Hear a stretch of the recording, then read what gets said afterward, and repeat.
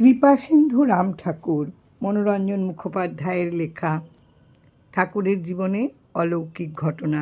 একবার ঠাকুর অসুস্থ অবস্থায় এক দরিদ্র ভক্তের মাটির ঘরে ছিলেন, জ্বরে অচৈতন্য, কিন্তু দেখাশোনা করবার মতন কেউ নেই।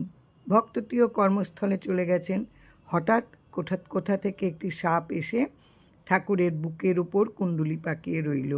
সাপের শীতল স্পর্শে ঠাকুরের উত্তপ্ত শরীরে আরাম বোধ হতে লাগলো। ভক্তটি কর্মস্থল থেকে গৃহে ফিরে ওই অবস্থা দেখে বিস্মিত হন। সাপটিও ঘরে দ্বিতীয় ব্যক্তি আগমনের শব্দে ঠাকুরের দেহ পরিত্যাগ করে চলে যেতে থাকে।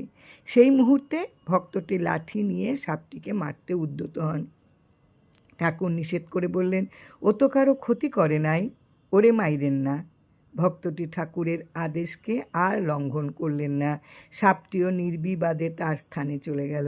মনুষ্যতর জীবজন্তুর সঙ্গে ঠাকুরের ছিল খুবই অন্তরঙ্গতা। জয় রাম, জয় রাম।